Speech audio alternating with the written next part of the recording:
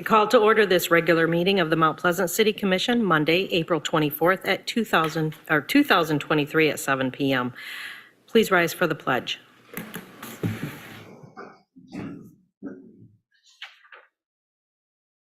I pledge allegiance to the flag of the United States of America and to the republic for which it stands, one nation, under God, indivisible, with liberty and justice for all.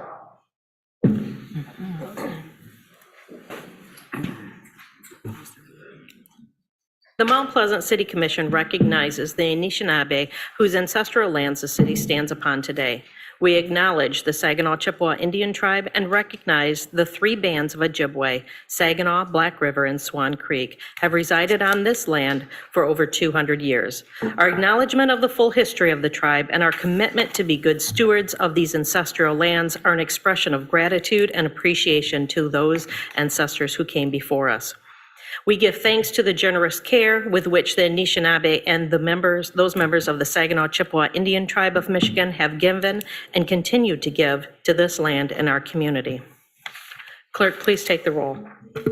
Commissioner Asman? Here. Commissioner Bush? Here. Commissioner Chapman is absent. Commissioner Eke? Here. Commissioner Wingard? Here. Vice Mayor Alsager? Here. Mayor Perschbacher? Here. We have a quorum. Okay, we have a quorum and we will continue this meeting. First up is the proclamations and presentations. We have an introduction of the new Water Resource Recovery Facility operator.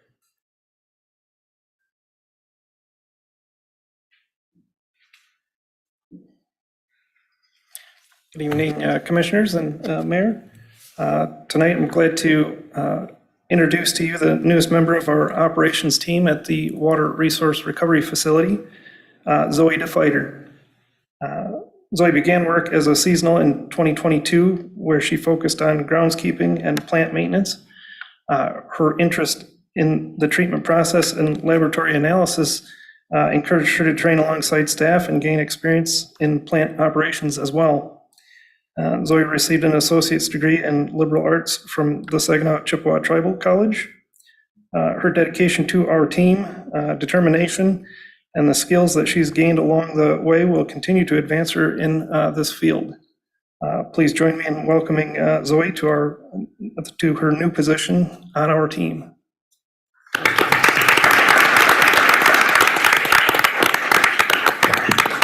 And I do expect the majority of the people sitting in the audience understand what her job is now, right?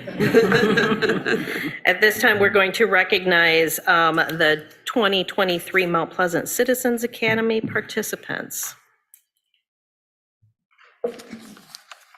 Good evening, City Commission. The 2023 Citizen Academy concluded on Tuesday, April 18.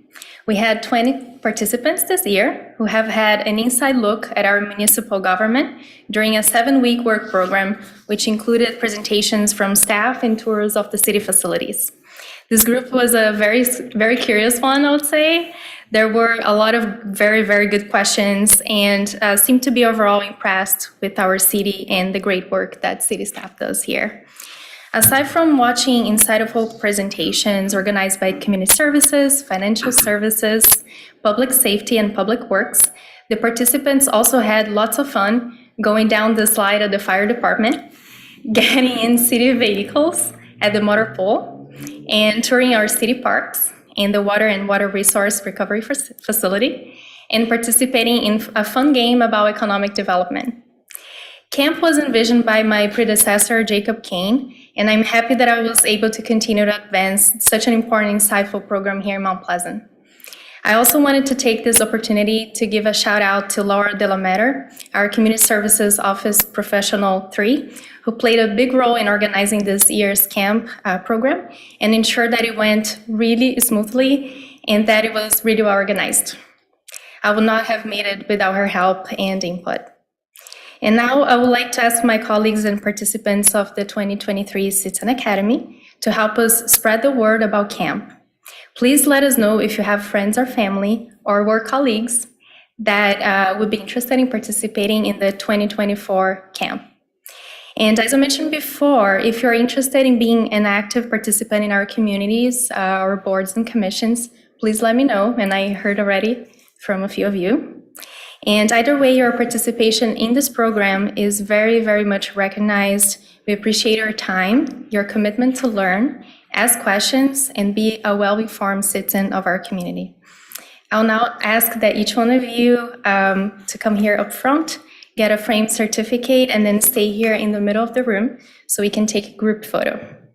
Please join me in commending the 2023 Citizen Academy cohort.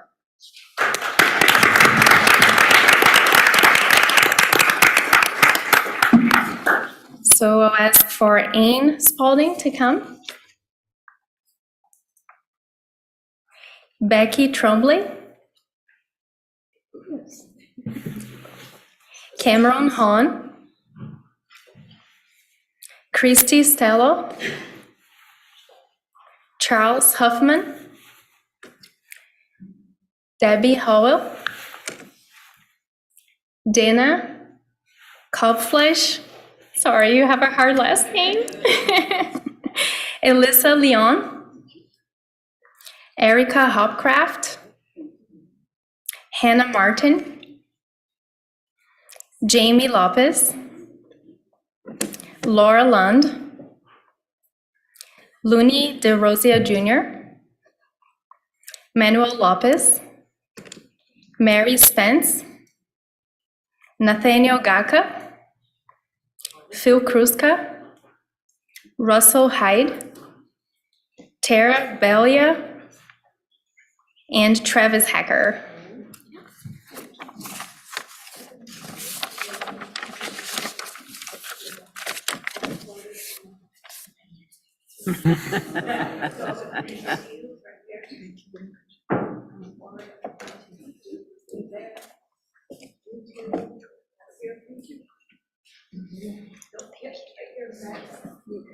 Okay, how many we have? 1, 2, 3, 4, 5, 6, 7. Okay, I want 9 in the back. I need the remainder. I need you guys to turn. Come on.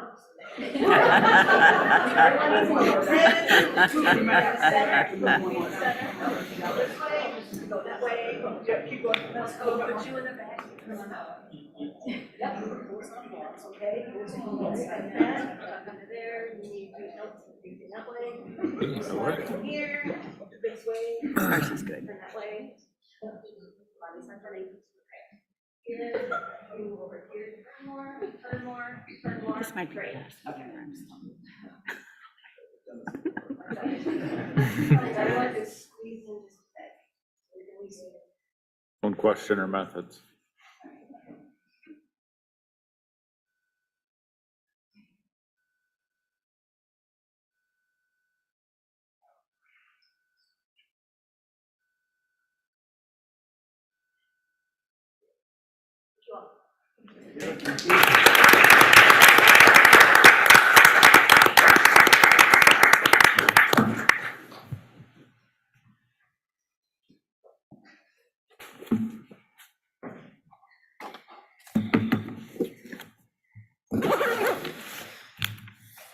This time I have a couple of proclamations. The first one is for Workers' Memorial Day, and my understanding is that Director Jason Moore will be receiving it.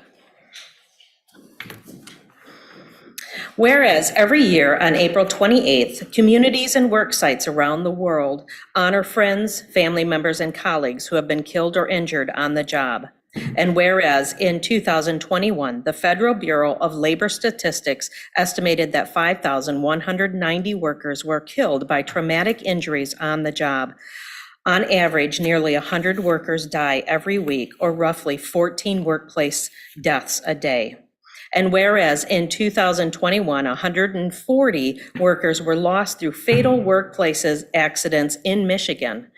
And whereas it is appropriate to honor the memory of the courageous and dedicated members of Michigan's workforce who have been injured or disabled or who have died as a result of workplace accidents. And whereas we remember those who have died in workplace catastrophes, suffered occupational related diseases, or have been injured due to dangerous conditions. And Whereas recognition of the integrity of the Michigan workforce and its achievements on behalf of the economic growth of our state is necessary. And whereas the City Commission of the City of Mount Pleasant wishes to pay tribute to the workers who have died or have been injured or disabled in workplace accidents, we honor the contribution of Michigan's workforce and call for increased workplace safety.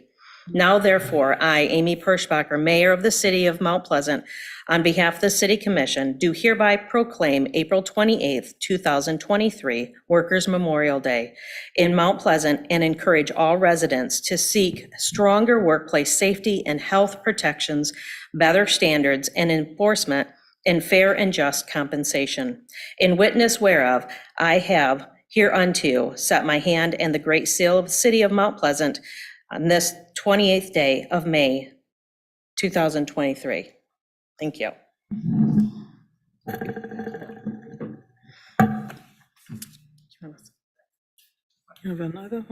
I just appreciate that proclamation, very important dedication here. A good reminder to be looking at safety of workers on this holiday.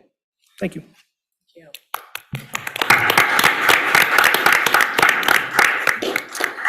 And we have another proclamation for the public works professions. I have Charlie Klein. No? Okay, of Mount Pleasant. Okay. Whereas public works professionals focus on infrastructure, facilities, and services that are of the vital importance to sustainable and resilient communities and to the public health, high quality of life, and well-being of the people of the City of Mount Pleasant. And whereas these infrastructures, facilities, and services could not be provided without the dedicated efforts of public work professionals who are responsible for rebuilding, improving, and protecting our nation's transportation, water treatment, and solid waste systems, public buildings and other facilities essential for those services. And whereas it is in the public interest for the citizens and civil leaders of Michigan to gain knowledge of and to maintain an ongoing interest and in understanding of the importance of the public works and related programs in their respective communities. And whereas 2023 marks the 63rd Annual National Public Works Week, sponsored by the American Public Works Association, be it now resolved, I, Amy Perschbacher, Mayor of the City of Mount Pleasant, do hereby proclaim the week of May 21st to 27th, 2023 as National Public Works Week. I urge all citizens to recognize the substantial contributions made by our public works professionals to protect our local and national health, safety, and quality of life. In witness whereof I have hereunto set my hand in the great seal of the City of Mount Pleasant, Michigan, this 24th day of April, 2023. Thank you.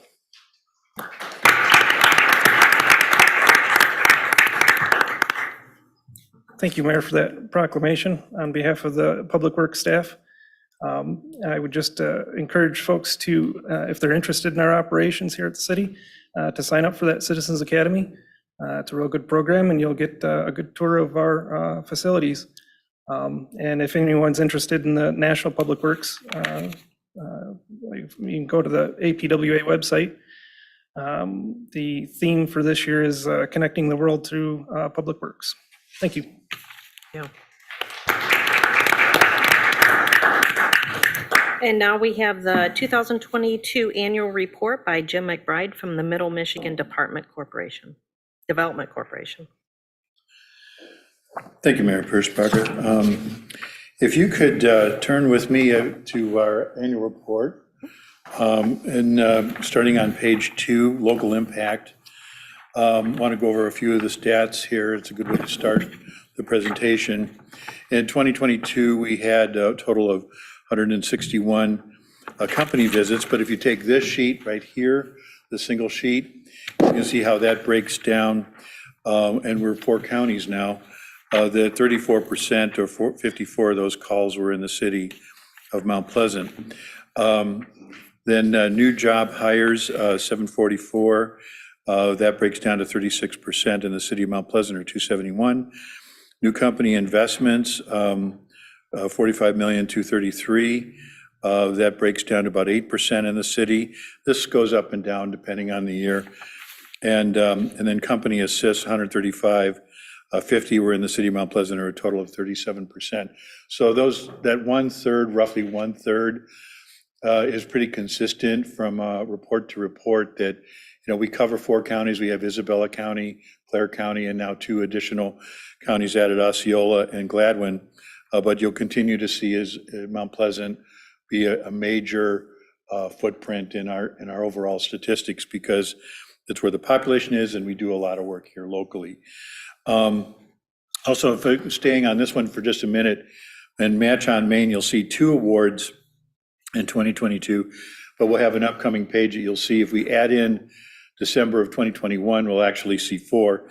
But in 2022, Pure Vitality Juice Bar and Spa and Rubbles Rock and Roll Dive Bar both received $25,000 grants that we were instrumental. Actually, we were the applicant on their behalf to the MEDC, and were able to secure those grants so that they could make improvements to their businesses. You can also see on that page some of our efforts, 68 direct points of contact with national site selectors, the people that companies hire to help them make the decision about where to locate their next operation or the next plant or business. And so, that's a significant amount. I attended, and you can see at the bottom here of this page, this photo here. This is a group of us from the state of Michigan with Governor Whitmer, and then you've got a picture of me and Governor Whitmer right to the left of that. But we went to the city of New York in 2022 for a weekend and did the New York Blitz.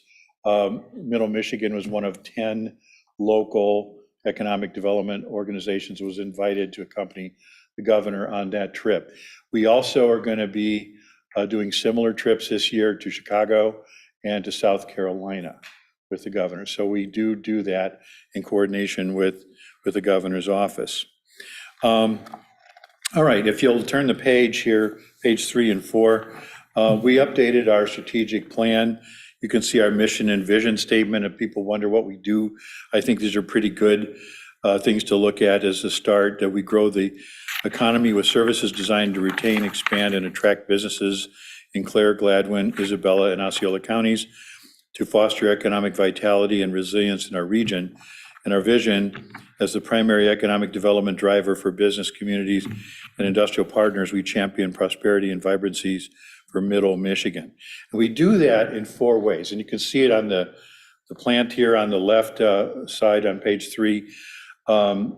People think about attraction, and yes, we are looking for new companies all the time. And 2021, we had both Amazon and Mac LTT from Kent, Ohio, locate here. But we also do a lot with retention. We want to retain our current businesses because other states are trying to attract them away from Michigan. And so there's offense and there's defense.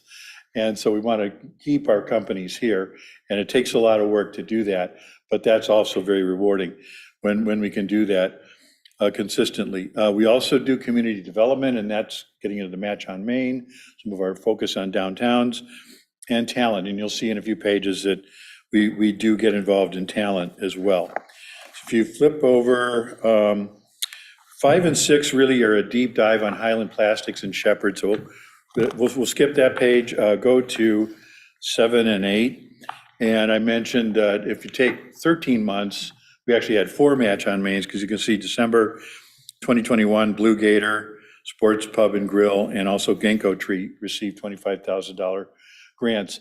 But the real significant thing here over that 13-month period, our counties that we represent is about 2% of the state's population. But what did we pull in? We pulled in 8.3% of the Match on Main awards in that 13-month period of time.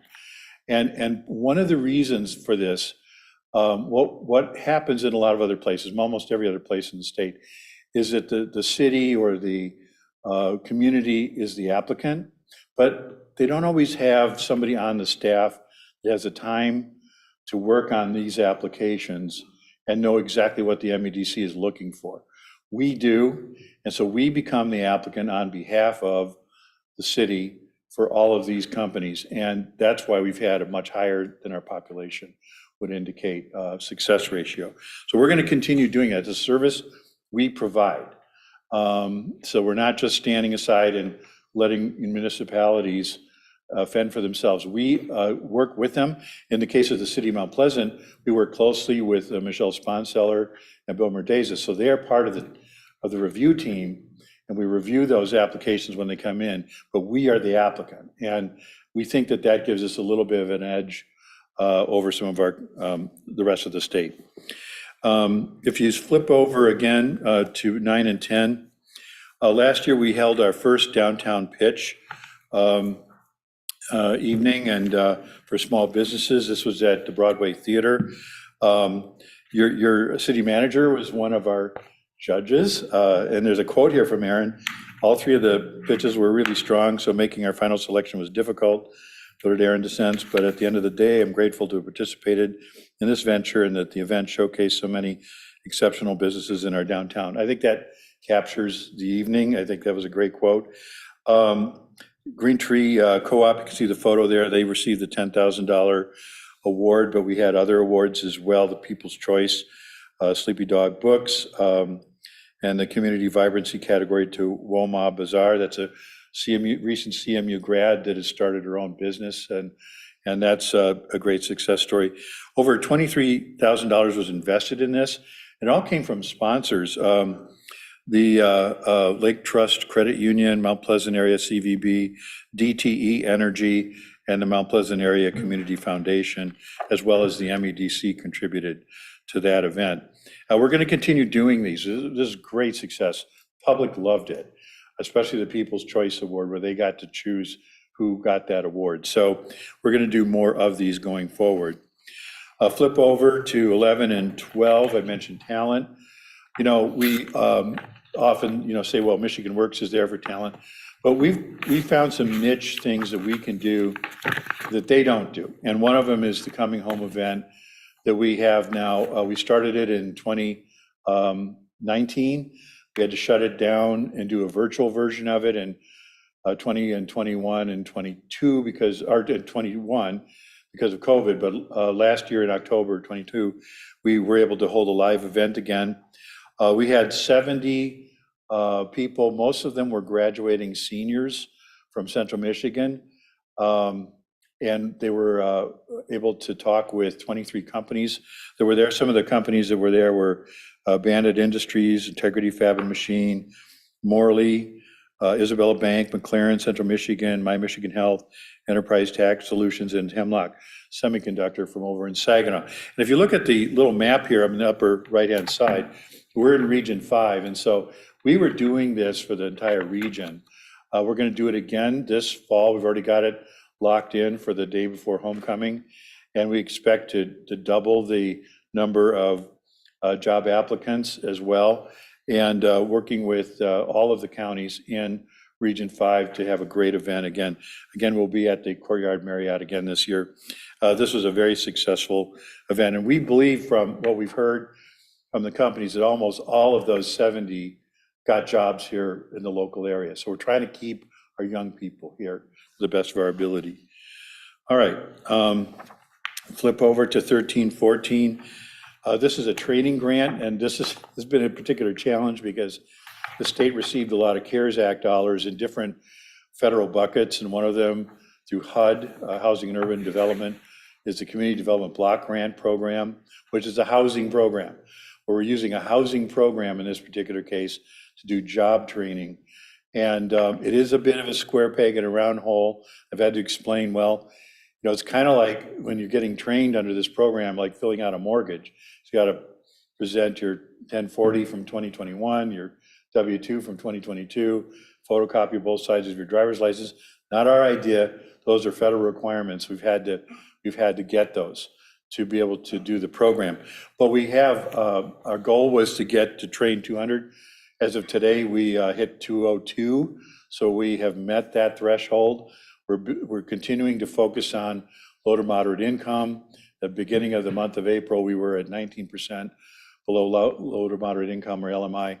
We're at 44% today, so we're within reach of that number too. So we're looking forward by the end of May to hopefully wrapping this one up. It's been a lot of work, but I think we've all grown a lot and expanded our experience level and our knowledge by having to use housing money for job training. But it's been a challenge, but it's been a rewarding one. So happy to do it and continuing to work with the state on things like this. On the next 2 pages, you can see the 2 counties that were added. It's a little history. Middle Michigan Development Corporation was founded in 1981, if you don't know. And then in 1999, Clare County joined us.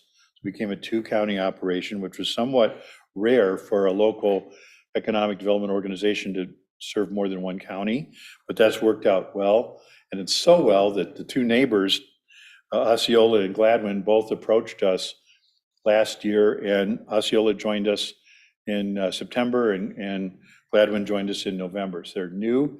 We're still working on out the kinks on that, and it's put a little bit of additional burden, but we're doing it well, and both counties are very happy with the service we're providing, and we think it makes a lot of sense. There's a lot of synergy between all of these counties. It's all rural, and as I think the one argument in favor for all the participants is this increases our clout with the state, and it helps us to have even more say about what happens with state programs, because we now represent 4 counties, not just 2. We've doubled in size. So that's I think, a great story. Next 2 pages, these are just some quotes from some of our partners. You see Liz Conway, the new leader at the Chamber. We've got Greg Lamar from Saginaw Future, Casey Zenner from Greater Gratiot Development to the south, Tony Fox, who works in the region with the Small Business Development Center.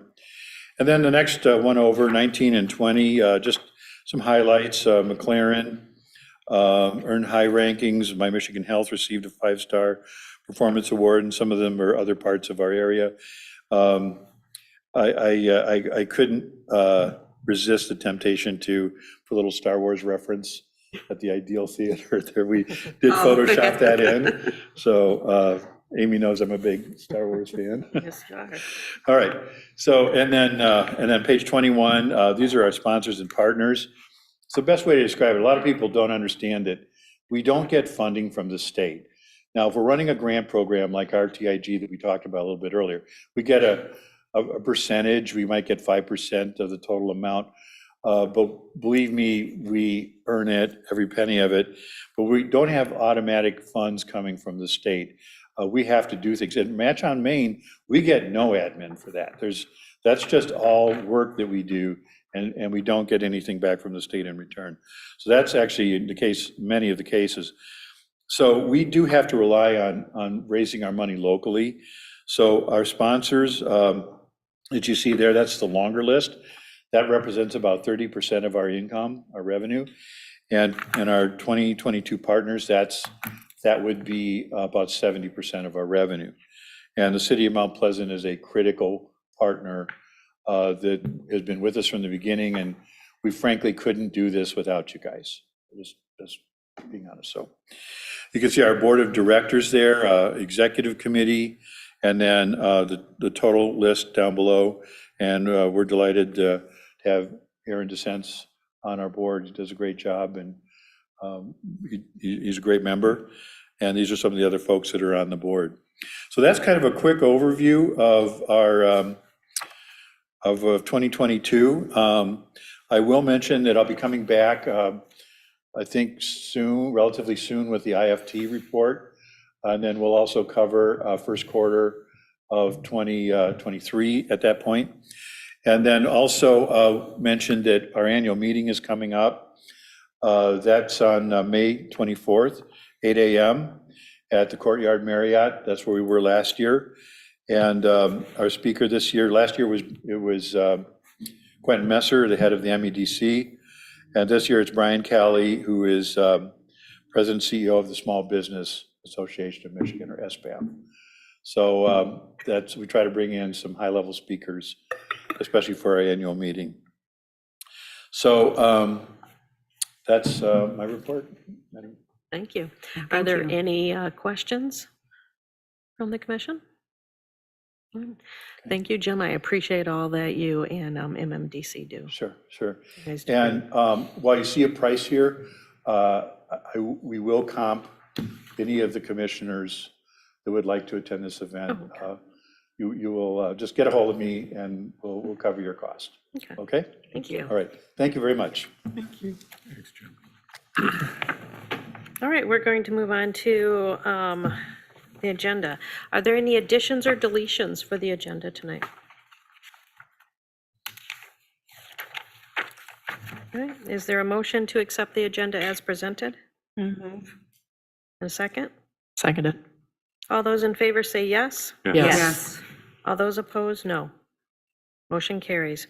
At this time, we have public input on agenda items. If you wish to speak on any of the items that are on the agenda tonight, you may step up to the podium. You will be asked to state your name and address. You'll be given 5 minutes. If you're joining us by Zoom, you can use the raised hand feature or the star 9 on your phone to join the meeting, and then you'll be asked to state your name and address, and you'll,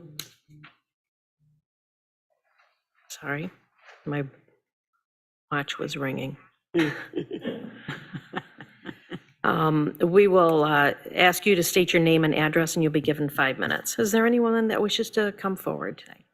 Come on up.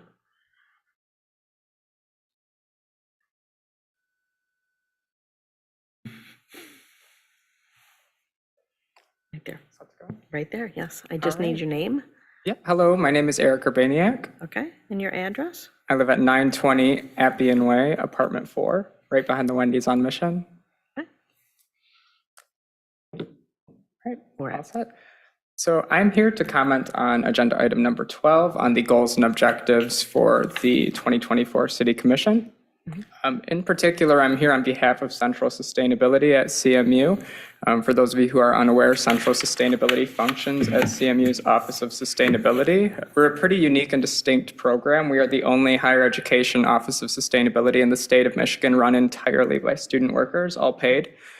Central Sustainability was started in 2020 by 2 student workers, and we have grown to the point at which now we employ 6 student workers to tackle a variety of issues associated with food, waste, water, energy, transportation, and resiliency. So the reason I'm here is because on behalf of Central Sustainability, we would like to enthusiastically support the bullet number 2 under goal number 1, which is to prepare a climate change preparation plan. Climate change is a pressing issue in our community. In fact, Central Sustainability administers an annual survey to every student who lives in residential halls on campus. In the fall of 2022, there were approximately 300 respondents to said survey, representative of all the students on campus. And most importantly, we found through that survey that 87.2% of students living on campus think that climate change is a human-caused issue that needs to be addressed. For these reasons alone, on behalf of our office, we feel that there needs to be a plan in the city of Mount Pleasant to address climate change. In addition, just from a personal perspective, being a student, like I want to live in a city in the future where climate change is an issue being addressed. Urban resiliency is a big deal for me. I want to live somewhere that won't flood, where there will be local food available, where there will be public transportation options. So this is something that's pressing for our community. I can say confidently that the students at CMU care about climate change, and we are excited to see this addressed. I want to speak a bit on behalf of our capacity at Central Sustainability. So we do have 6 paid student workers, and I am fairly sure, almost 100% sure, we will have 6 paid student workers next year. And we would like to offer up our support as well in writing that climate change preparedness plan. We are all paid. We are willing to collaborate with the city on this. And whether you need help or not, we would be so appreciative if you reached out for input. So our email is sustainability@cmich.edu. We are located in the Dow Science Building, room 275. And you can also follow us on Instagram or Facebook and DM us if that's easier. But all in all, Central Sustainability, the Office of Sustainability at CMU, supports the climate change preparedness plan, and we want to help in any way that we can. So thank you. Thank you. Thank you.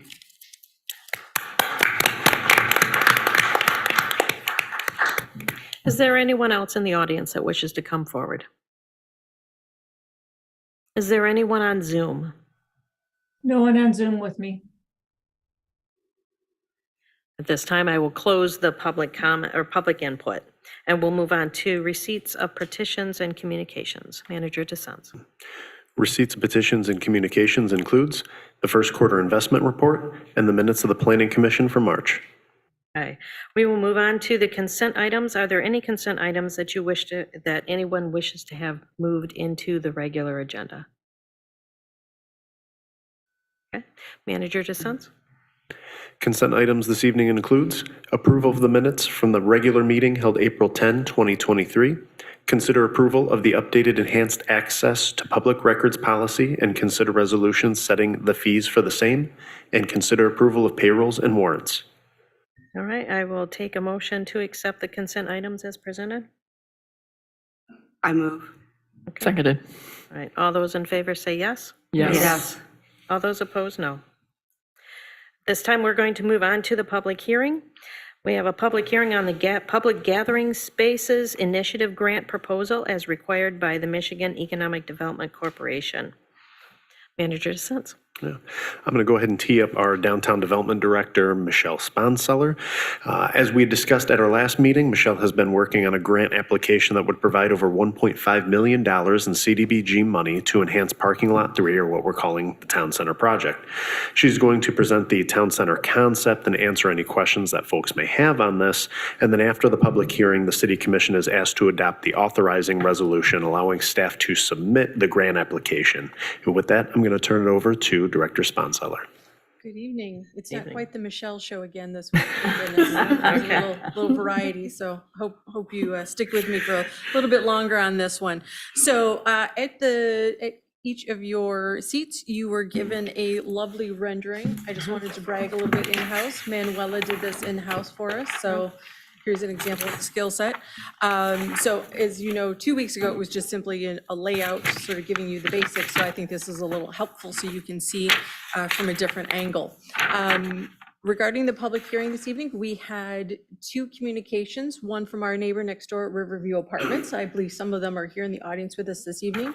And then I also had one email from Joe Wentworth, Realtor in town, just asking to see a little bit more detail. So just want to make sure that you're aware of that. You have copies before you as well. And then to see if you had any questions for me regarding the memo, which gave a great detail on current number of parking spaces, projected parking spaces, the cost breakdown, and a number of things. So wanted to see before the public hearing if you had any questions on those. I have one comment. You made a big point of saying, a total gain of 7 parking spots, but I think it's actually going to be more than that because events that were needed in the block that we called Jackie Alley. No, not Jockey Alley. Down. Town parking lot 3, Town Center, right there. No, Broadway? the block on Broadway that is semi-closed. Regarding Broadway Central. I'm sorry. Broadway Central. That's the word I was looking for. My Yeah. brain was somewhere else for a second. Okay. Yeah, but that space won't be as needed for those operations because they can be moved to this operation. Yes. So we'll have Yes. more, we will gain more parking spaces than we were talking about. Gotcha. That's my point. I have a question about something I see on the image. The first question I have is the Korean Memorial going to be moved or is it just not represented in the? I'm glad you asked. We are looking to move that along with the World War I, World War II into Island Park. So it's a cohesive area for all the memorials that are accessible, because right now they're not accessible currently. Well lit, and that there's a plan for those. But that is something that we would do in conjunction with our veterans organization's logo. Will not be in a vacuum. Right, that was the other part I was going to ask. And then also just from a practical standpoint, going forward, I know plans may change, but I wouldn't imagine the Thursday farmers market being able to be accessible here because again, because the parking is so hectic already. So, or would we encourage maybe parking at City Hall and to access the farmers market? The plan was not to move the Thursday market to this No, okay, location. just Saturday. To keep it at, Okay. correct, to keep that at Island Perfect. Park. Saturday would be in this location. Perfect, okay. Nope. Excellent question. Any other questions? Looking at the rendering, something I was thinking about as I was driving by today, there's a lot of trees along Mosier Street, like the section of Mosier Street that we've been discussing. Do you know, as far as like potentially incorporating any of those like already standing trees into the? One of the questions I asked was, is it possible to move the trees? And I got a look of. Well, not move, Well, but I like. asked I Yeah. did. I thought, well, they're established trees. It can't hurt to ask the question. But what we would do is plant them along Main and Broadway to create that sort of perimeter around it. I'm not sure we would want to put more, other than the areas that are these islands, as you see on the rendering before you. Simply because when we've had trees in asphalt or concrete situations, they really struggle.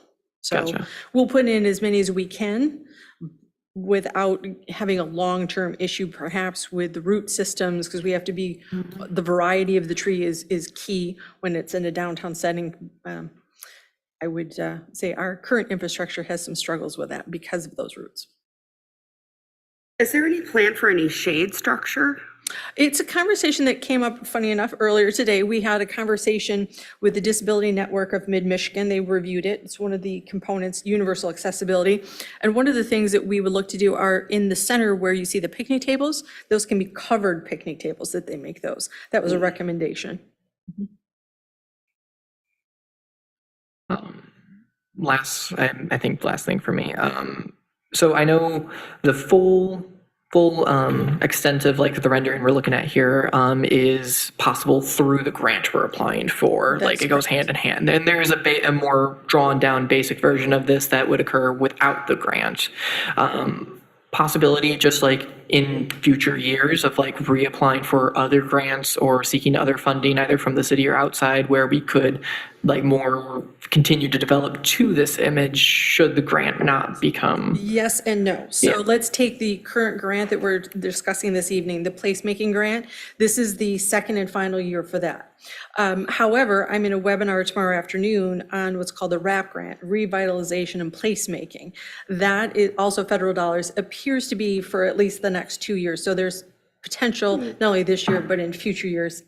It's hard to say though, what the state gets as far as the number of dollars and in what areas those go. Even if we're like, if like the city itself is able to prioritize some funding towards a project like this, like it's just kind of like indicating that like if we're not able to accomplish this now, the plans aren't getting like put through the shredder or anything. We could continue to build onto them in a like. Yes, however, I would simply want to point out that the engineering of that and the construction, adding it on later becomes a little more difficult. For example, if we simply take the current shape that it is now, shape and size it is now, in order to down the road, let's say 2, 3, 5 years, decide to redevelop Mosier Street, the engineering of that, I'm going to turn to Sir Stacy, that would not be as easy as doing it at one time. Could it be done? I suppose, but I would imagine the price tag would be significantly higher. Gotcha.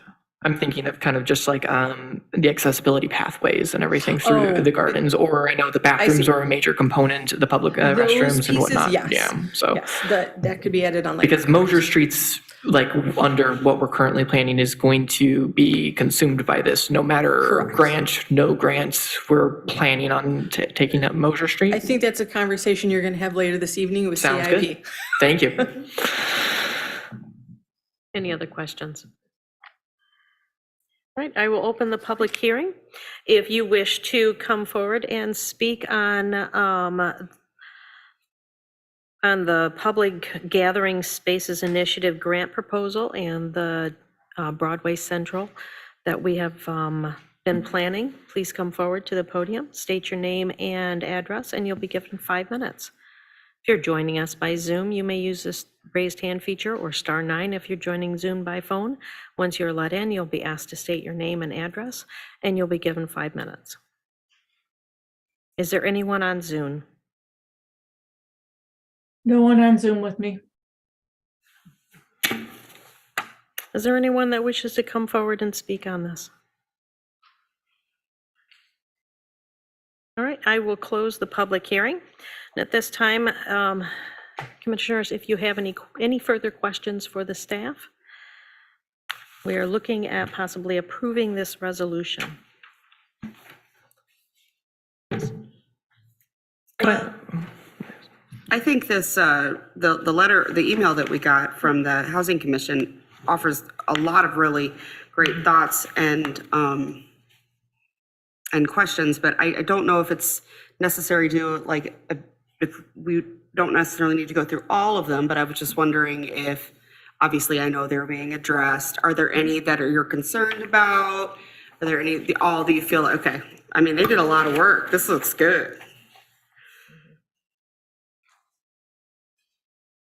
Okay. Commissioner Eke, did you have a question?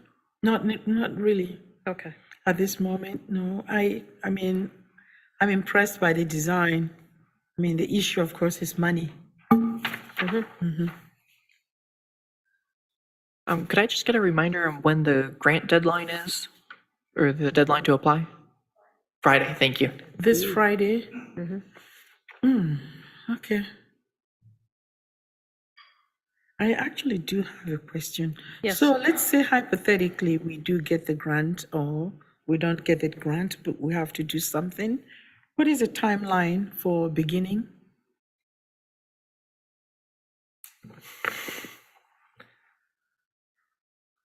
Whether or not we get the grant, we'll set that aside for a second. We'll keep our fingers crossed. However, engineering will be going in earnest late summer, early fall, let's say September, because we want to know which direction. If we get the grant, takes us in one direction. If we don't, takes us in another. That's when we would be having stakeholder engagement, digging into the questions from Riverview Apartments. Many of those we already know the answers to now, but that's the time that we sit down at the table and we make those fine tweaks. So we can have then construction drawings, bid it out in January, and then look spring of next year, 2024, to construct.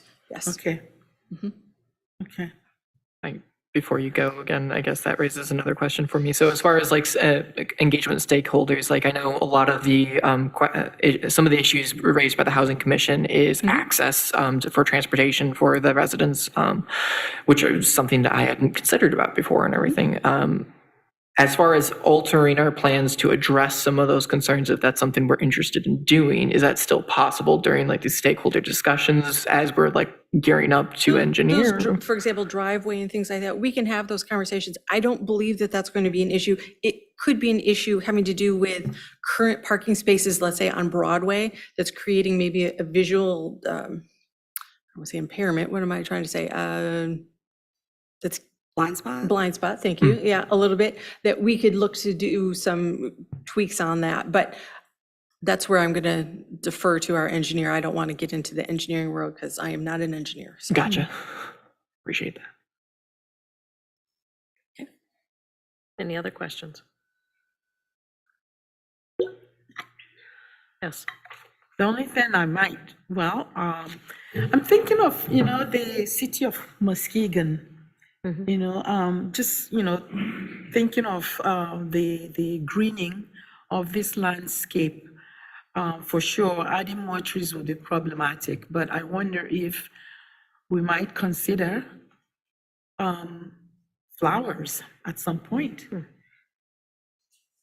Aesthetically, I'm thinking about the aesthetics of the place, open space, just green.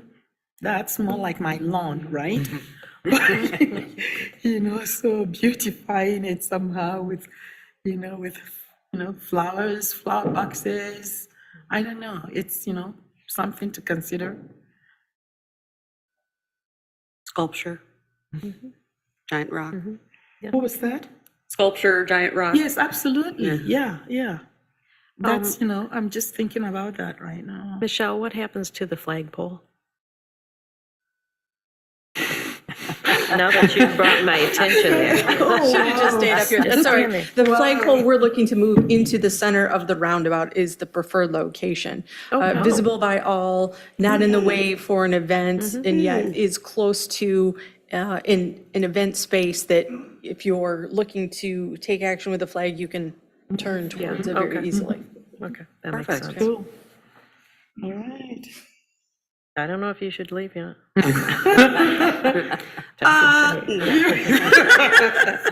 All right. Are there any further comments or questions? Oh, yeah. If you had bikes, where would you park your bikes? See, I told you. You tempted fate. Maybe you shouldn't leave. I jinxed it by sitting down, didn't I? Yes, there will be bike racks as we Okay. have throughout the rest of downtown. Okay, They're okay. not currently on the rendering. The rendering, we wanted to be very specific that what you see on that is tied to the grant. Okay, yes. That we didn't veer off. So again, when it comes to September, we're going to dig into the conversation about, do we need places that have flowers? Where exactly do we have the bike racks? Where exactly do we have the benches? Things like that. We'll dig into those details. Okay. But there are added in, I'm not sure if you can tell in the rendering, hanging flower baskets on the light poles.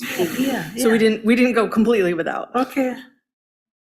And I'm just going to go ahead and stay up here for a few minutes. All right, nothing more. I'm done. Okay, anyone else have a question before we allow Michelle to sit down?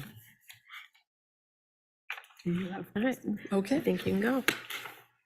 All right, do we have a motion? I move. Oh, Brian, were you going to say something? No, she asked me if I had a question. I said no. Oh, okay. I move that we accept this plan and support it. Okay, Second. all right. So we have a motion to go forward with the grant proposal Yes. and the resolution, approve the resolution of the same. We will have a roll call vote. Commissioner Wingard? Yes. Commissioner Chapman is absent. Commissioner Bush? Yes. Commissioner Eke? Yes. Commissioner Asman? Yes. Vice Mayor Alsager? Yes. Mayor Perschbacher? Yes. Motion carries. All right, motion carries. We move on to new business. Consider adoption of the 2024 goals and objectives. Manager DeSenza. All right. Based on our feedback from our last meeting on the 10th, I have added a statement under goal number 6, which reads, maintain a city government where diversity, equity, inclusion, and belonging are internalized in systems and culture. If the city commission finds this language favorable, I would ask that the city commission move to adopt the provided goals and objectives for 2024. All right, are there any discussion? I had one change in language I would like to propose, actually. For the prepare climate change preparedness plan, I would like to suggest prepare and adopt a climate change preparedness plan. Okay.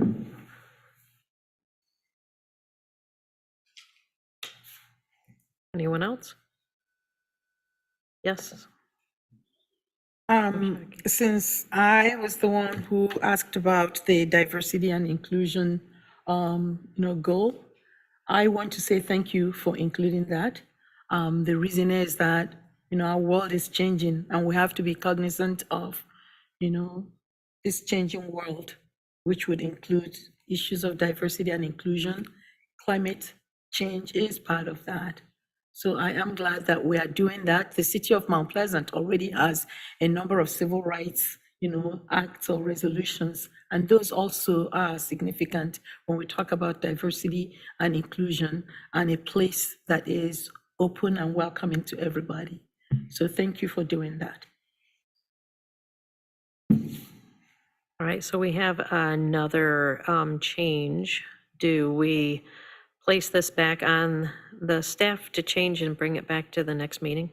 If the city commission's okay with that language, the prepare and adopt a climate change preparedness plan, we could simply adopt the goals and objectives with that amendment. With that amendment, okay? I'm okay with that.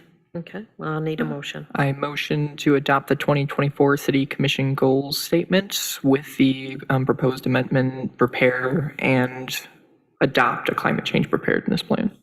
Second. All right. Will I need a roll call with this? No? All those in favor say yes? Yes. All those opposed, no. All right, we're going to move on to announcements of city-related issues and new business. Does anybody have anything they'd like to speak on? Commissioner Bush. So moving forward into May, I am going to mention again, to my husband's chagrin, the concept of No Mow May. And you can take this as far as you're comfortable with, but just be aware as you are cleaning up your spring gardens and lawns, that it's still cold at night and many of our pollinators are still sleeping, and a little bit long grass and a little bit extra leaf kind of helps them wake up in the morning. Wake up for spring. Also, there are several opportunities for responsible disposal of materials in May. On May 20th, at the fairgrounds, there's one of our very, very good to have e-waste and household hazardous waste disposal opportunities available, no charge for the public. And you can drop off your old electronics and have them disposed of responsibly recycled if possible, and as well as household hazardous waste. Also, Isabella Bank and Trust in the month of May offers several opportunities for community members to have their confidential documents shredded at no cost. There are several different locations that will offer that service listed on the Isabella Bank website, but the one in Mount Pleasant is on May 16th from 10 a.m. to 12 a.m. It's on the South Mission branch of Isabella Bank and Trust, and you can just take your stuff there, and it's really kind of cool. Take the kids, just dump the things right in. You can see it just get smashed up right in front of you. Totally free. Thank you, Isabella Bank. All right. Anyone else? Commissioner Boone? A couple things. Real quick, does anyone aware, like going off of what Liz just talked about with no May, not November, is there, just to make sure residents are aware, is there anything in the city code, property maintenance code concerning length of, like yard length or anything like that? Grass length, yeah. Yeah, we do have a grass maximum height of, I believe it's 8 or 9 inches, Chief. 12 inches? Okay. It's very forgiving here in Mount Pleasant. My apologies. 12 inches is the maximum height for grass. Gotcha. So You're lucky Gotcha. there are no snakes. gives a bit of support there, I think, to the idea. But so thank you, Liz. I just wanted to take a quick moment to talk about two things for the City Commission goals statements. I wanted to thank my fellow commissioners. Climate change, as was discussed earlier today or in the meeting by our presenter, Erica Bretniak. It is a serious issue. It is something that inspired me to get involved and be a part of the City Commission and help enact change. We're going to see a lot more extremes in our weathers in the years to come. So rain's going to be a lot heavier. Dry spells are going to be a lot drier. Cold's going to be colder, and hot's going to be hotter. How we prepare for that, I think, is incredibly important. And I think this is an opportunity for us to really engage with the community and show that we as a local community can engage with these larger global issues and really tackle these, because we can do our part essentially to evaluate what our contributions are to carbon emissions, to figure out ways we can reduce and diversify our energy supply, and then just how are we going to house and care for people as we're looking at more extreme weather events. So that's something I'm very excited to work on with the city staff in the next year. And then also, I just wanted to say, for the other passion project for me was working with GI Tech, the Gracia Isabella Technical Education Center, to come up with placements for student workers here in the city. We are working, I know, with Karina Yates, who's a coordinator over with that project, but essentially it places high school students who are learning career-ready skills and giving them opportunities to work in the community. They can work 10 hours a day, or 10 hours a week, excuse me, and get paid for that work to do and get a hands-on learning experience. I know we're coordinating meetings between Suzanne, our HR representative, and Karina to make sure that happens. And I'm excited for kind of 2024. So thank you to my fellow city commissioners and city staff. All right, about twice a year, the City Commission and staff are able to attend events put together by the Michigan Municipal League. This last week, the league ran its Capital Convention. Myself, Vice Mayor Alsager, Commissioner Chapman, and Manager DeSense attended. I attended a couple of the breakout sessions as well as the general sessions. One of the sessions I attended was about diversity, equity, and inclusion in the workplace. As a mental health therapist, I must have continuing education credits in implicit bias training. I found that this session was very interesting as it gave me a look on how the state government works through this process. I also attended a session on Prop 2. I learned quite a bit about how Prop 2 needs to be handled and what they're looking at for the guidelines. We only need early voting if it's a federal or state election, not if it's a local election. And that it probably won't be in effect until spring for the presidential primary, though they think maybe November, but they're not sure. I enjoyed the ability to attend these events as I learned many things from the sessions, as well as talking to my fellow elected officials. It's always good to know that what we experience here is experienced in other areas, and we're able to get an understanding of how they handle it, what worked for them, what didn't work for them, and how we can move forward with the issues that we have. Well, I was going to be giving a similar report.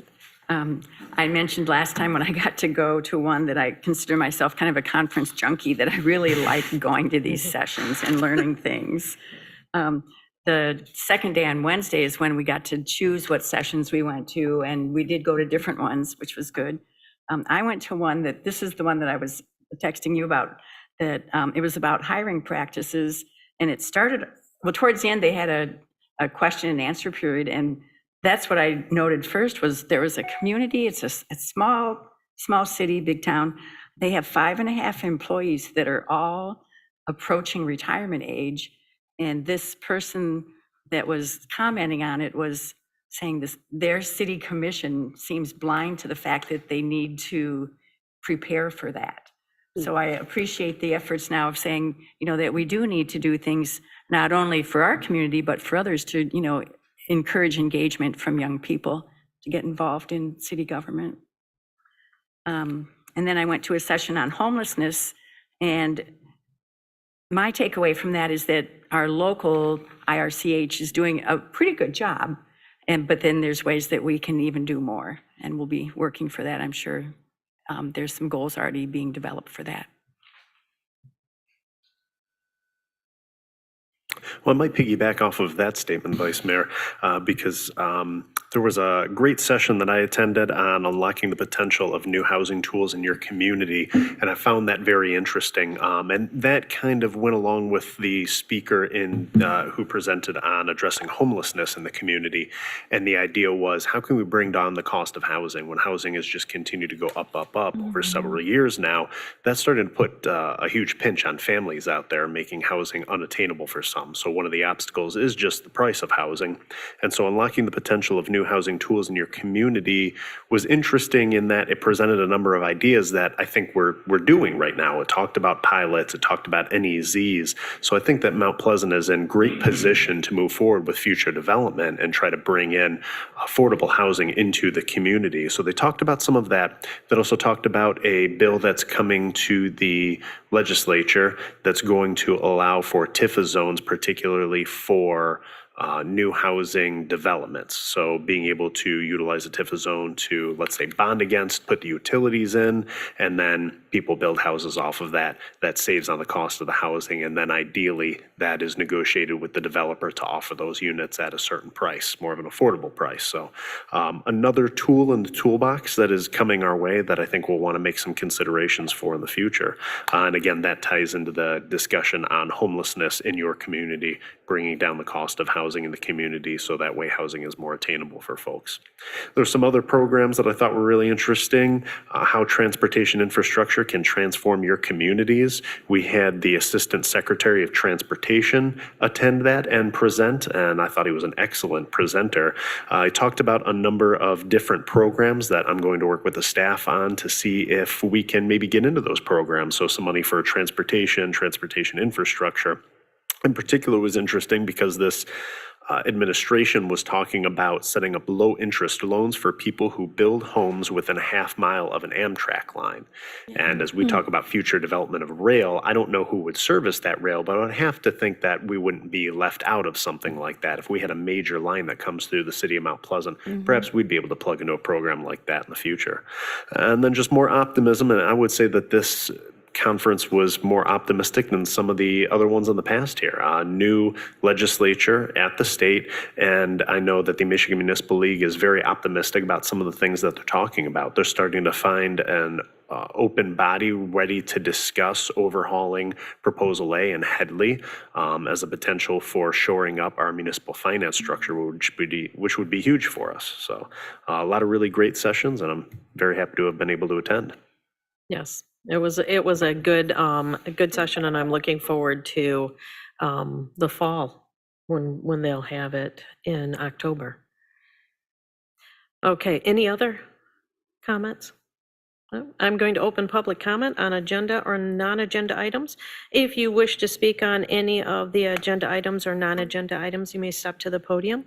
You'll be asked to state your name and address, and you'll be given 5 minutes. If you're joining us by Zoom, you can use the raised hand feature or *9 if you're joining Zoom by phone. You'll be entered into the meeting, asked to state your name and address, and be given 5 minutes. Is there anyone in the audience that wishes to come forward at this time? Is there anyone on Zoom? No, there's not.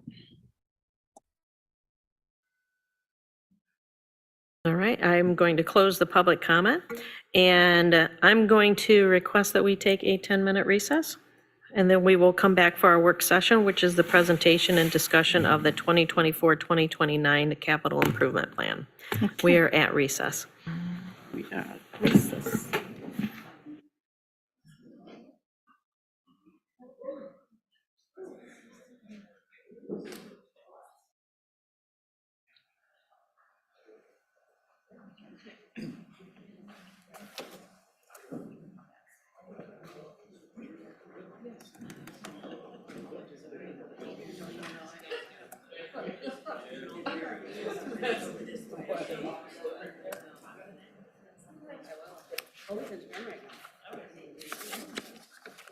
Jim, how are you?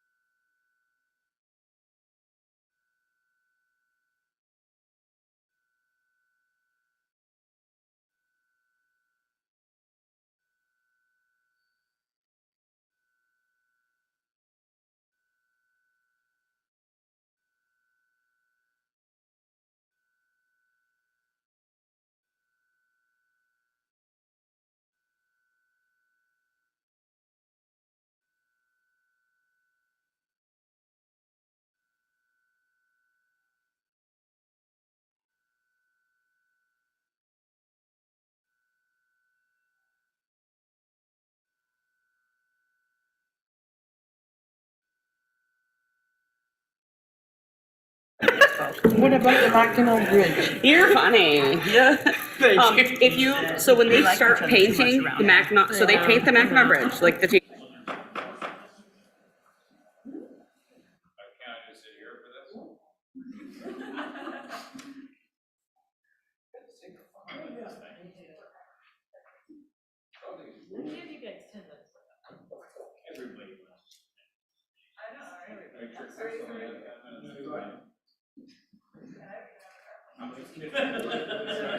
I would like to borrow City Manager DeSenza's 10 minutes then. All right, we're going to move on to the presentation and discussion of the 2024-2029 capital improvement plan. Perfect. If I can go ahead and tee up the Assistant Finance Director, Chris Saladin. He's going to run through a presentation on the 2024 through 2029 Capital Improvement Plan. Just a few notes and a few things that I just want to frame here, that a lot of decisions went into making this document. As everyone knows, the city and everywhere really in the United States has experienced higher than usual inflation. This inflationary pressure has made planning for capital projects significantly more difficult. Last year, we had a number of roads projects come in 15, 20, 25, 30% higher than what we initially planned. And we're even putting in kind of an extra padding in some of our expectations for some of these. So they're still coming in higher than what we expected.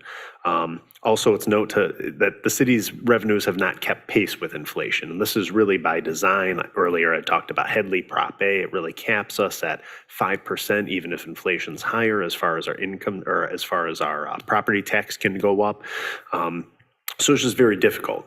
So planning for the 24 through 29 capital improvement plan required a number of decisions to be made about funding requests from various divisions, as financial constraints made it impossible to fund all of our projects. A total of $7 million in projects were cut or pushed back from the plan you've been provided with. Much of this was due to lower amount of street funding provided by the state of Michigan, and that's also reflected in our population loss as well. Despite this, I think the team has developed a really solid plan to maintain our current infrastructure. There's a few amenities being planned that are on track with the City Commission's goals and objectives, such as the expansion of enhanced trails and walkable pathway systems. After the presentation, the City Commission will be able to ask any questions or make any recommendations to the proposed plan. We're also going to be asking the City Commission tonight to consider assigning $1.3 million in ARPA funds. And we'll talk more about that at the end of the presentation. With that, I'm going to turn it over to the Assistant Finance Director.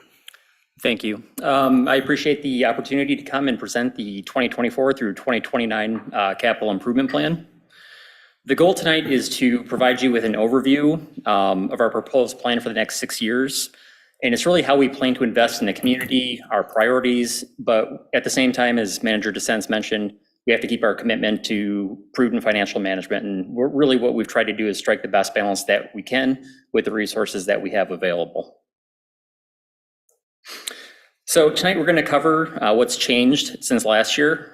We're going to go over 2024 projects in a little bit more detail because we're getting ready to start preparing our 2024 operating budget. So if commissioners have changes, additions, deletions, anything that you want to see, we'd prefer to know about that sooner rather than later so we can properly work that into the operating budget process. We're also going to do a high-level overview of the 2024 projects with a little more detail. We'll do very quick summary of the 2025 through 2029 projects, and then we'll walk through the rest of the steps for adopting the capital improvement plan. Just as a reminder, every municipality is different, and these thresholds are set by the City Commission. Our projects for the capital improvement plan are at least $20,000 and are expected to last at least 10 years. So from last year, what's different are the ARPA funds that City Manager mentioned. We want to get input from the City Commission to see how we want to use those funds in our community, and then just sort of make sure everybody's okay with how projects were reprioritized.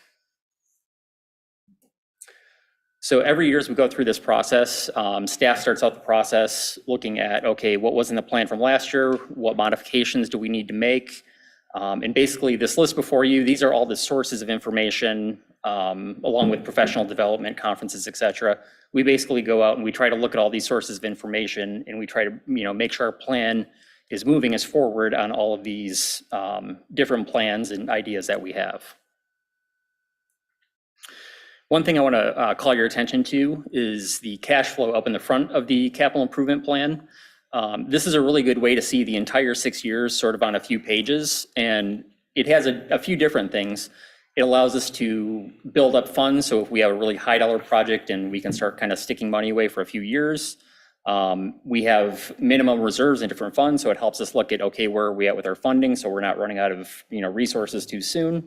And then it also shows how projects are funded, so is this a tax-funded project? Are we getting grants and donations? And it just gives a pretty good snapshot overall of the plan.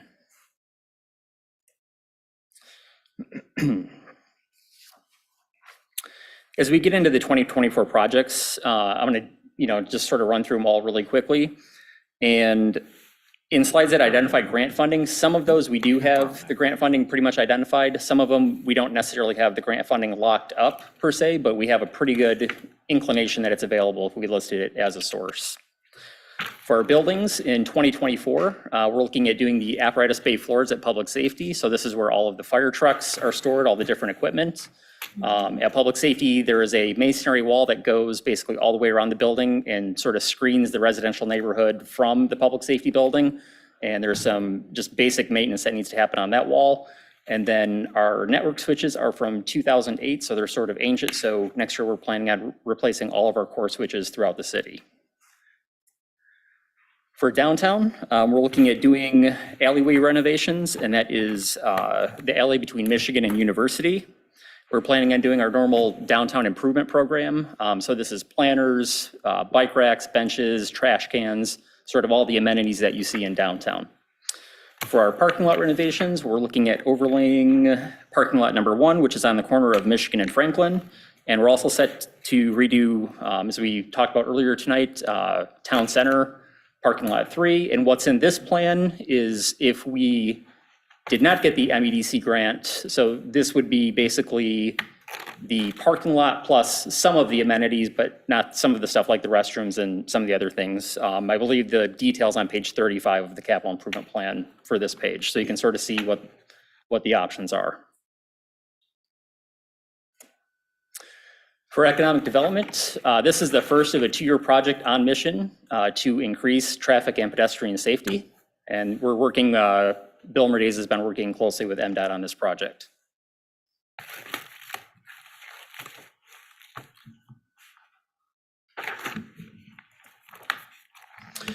So in parks, our riverbank protection program for 2024 is we're looking at what we need to do out at Mill Pond, the Mill Pond Dam. We're next to the weirs, and our parks director, Phil Viscorner, is going to work with some engineering folks, say, okay, do we need to remove the dam? Do we need to maybe add some riprap? Just what do we need to do to make sure it's in good shape and protected?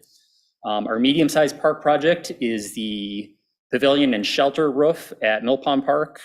Our playground equipment and universal access is adding universal access to the play structure at Chippewater Park. And our park roads, lots, and trails is replacing the fishing decks at Nelson Park, as well as developing a future site plan for Mission Creek Park. In Public Works, we're looking at doing our normal sidewalk replacement. So this is where staff has identified that we have sidewalk in poor condition, or if we get complaints from residents or businesses, hey, my sidewalk's heaved, et cetera, we'll go out, and these are the funds we use to address those needs. For storm sewer improvements, we're looking at upsizing the storm drains on Broadway, as well as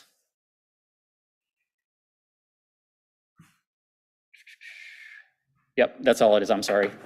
My brain tried to jump to a different slide. So just the upsizing of the storm drains on Broadway. Out at the airport, we're going to be designing the runway rehab for 2025, and then we're actually going to be rehabbing the taxiway at the airport. And just as a reminder, everything at the airport is funded 5% city, 5% state of Michigan, and 90% federal government.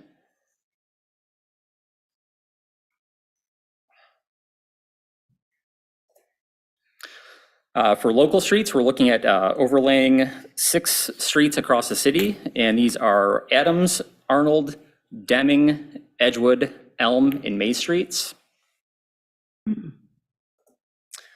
And major streets, we're looking at overlaying Brown from Broadway to Pickard, as well as reconditioning the bridge deck over the Chippewa River on Broadway. We have a long list of water projects that actually go on to another slide, which I'll flip to here in a second. But this whole page sort of has an asterisk that goes with it. We're in the process of applying for, it's a tongue twister for me for some reason, so I have to read it. Drinking Water State Revolving Fund Loan. And basically this could have some potential loan forgiveness with it, similar to what we got for our water resource recovery facility. So we're in the process of applying for that. We'll have public hearings, so we'll have more to come, and we'll bring that to you at a later meeting this year. And there are the rest of the water projects. At our water resource recovery facility, we're continuing our very large renovation of the plant. And I thought about trying to put it in here, but honestly, with the time that we have, I can't even really do justice to the rehab that's happening out at the plant. So beyond that, what we have planned for next year are just the normal maintenance items for our plant, our collection system, and our lift stations. Here's a look at our upcoming projects in the later years that are more ongoing in nature. So, or you'll see them repeatedly throughout the years of the plan.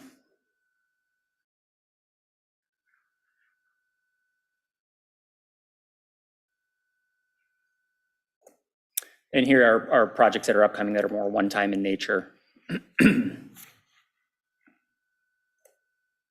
So the very last page in the capital improvement plan, projects considered but not planned. So a lot of times we'll have people say, well, did you consider this? Did you consider this? And quite often we did, but either because of funding, we have incomplete information. We have a project that could have very high operating costs if we were to implement it. So you'll see a list of all those projects that were considered. Quite often those projects in future years when we get more information, we get partners, we get more funding, sometimes those projects do come into future plans. So tonight, basically what we're going to ask the City Commission to do is take a look at what we want to do with our ARPA dollars. And right now we have around $750,000 committed for Town Center, $525,000 for the GKB Trail to the north. And then staff sort of tried to identify some projects that may be good uses for the remaining dollars that are available. In 2026, we're looking at doing the GKB Trail to the south. And I believe we could probably get another Michigan DNR grant in the neighborhood between $300,000 and $400,000. So obviously we have a chunk of change there we'd need to make up to complete that piece of the trail. The Farmers Market Pavilion in Island Park, we got a quote on that to replace that of around $2 million. We think we can get $1 million in grant funding towards that, so we would be looking at maybe using another $1 million towards that project. Parking lots 4 and 5 are $1.4 million. And then if we were unsuccessful in our tribal 2% or the MEDC grant that we're looking at for Town Center, one possible use would be to use $420,000 to close off Mosier and do some of the other, amenities down there on that project. We have another work session scheduled for May 8th, if it's needed. At that time, we can cover anything that is still open from tonight. If commissioners have questions and we have to get more information, we can come back to you with the information next meeting. And so then after the work sessions, we already have a public hearing scheduled for May 22nd. The charter requires that we have to adopt the capital improvement plan by June 12th. And then on September 11th, I'll be bringing the 2024 operating budget to you, which will incorporate all of the 2024 projects that you folks adopt on June 12th. And with that, we'll come back to the ARPA funding. So if there's any questions other than the ARPA dollars, I'd be happy to take those questions. Go ahead. I just have one. I don't see anything in this budget about dump remediation. Is that somewhere? That really wouldn't be a capital improvement in the classic sense. It's definitely on, we're actively working on it, but it really wouldn't be a capital improvement per se. Oh, okay. Commissioner Eke? You said something about the Broadway Bridge. What is it that needs to be done? I'm glad that you said something because I was going to complain about it. Okay. So what are you going to do? I believe, and correct me if I'm wrong, Stacy, we're just going to be resurfacing The board. the surface. Yeah. Correct.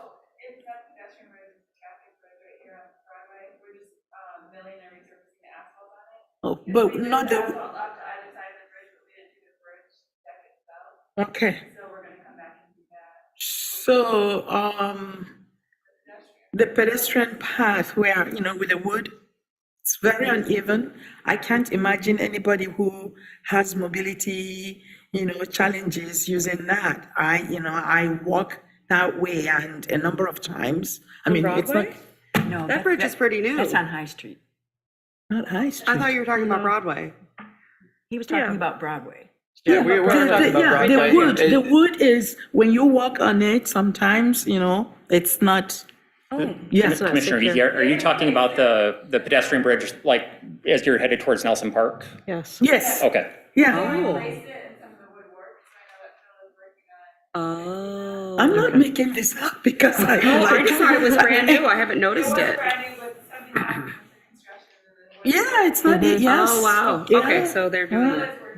Okay, thank you, yeah, so. As far as like the 2-year project for Mission Street, traffic and pedestrian safety, what kind of like improvements are you looking at regarding that? I would probably turn that over to Bill. He's been in the weeds and has the details on that. What we're trying to work with MDOT and come to some compromise in terms of what we would like to see and what MDOT will accept, et cetera. But, if you look in the city's master plan, there's a concept, and again, we're not necessarily trying to take that concept and adopt that or implement that verbatim. But the key elements of the concept are to, through design, try and slow traffic down, try and make it safer for pedestrians and other legal users of the roadway to cross and use that corridor in a more safe manner. And then thirdly, to respect the corridor as a business corridor as opposed to a pure transportation corridor. So again, the city's focus is not to move cars as quickly and as efficiently from north to south or vice versa in that corridor. It's to, again, slow traffic, make it safer, and create a corridor that is inviting to business and for folks patronizing those businesses in a way that makes sense, as opposed to just get in your car and drive from point A to point B. So from that perspective, we're trying to work with the MDOT staff to look at what opportunities there would be to make design changes or to implement safety features that would allow those types of things to be addressed. One thing I will note that the DDA, the tax capture district, is set to expire in 2025. So probably in 2024, you'll start to hear us rumble about re-upping and extending the plan to see if there's interest on the part of the commission and certainly the DDA board to move that beyond that 2025 time period, so that we have the funds to actually continue along the path that I mentioned. Because if we sunset in 2025, then whatever we have goes back to the taxing jurisdictions, and we no longer have a dedicated pot of money for just the corridor for those. So just isn't that. Thank you. Go ahead. Bill, could I have an example of how you and MDOT plan to? Bill, can you come up to the microphone?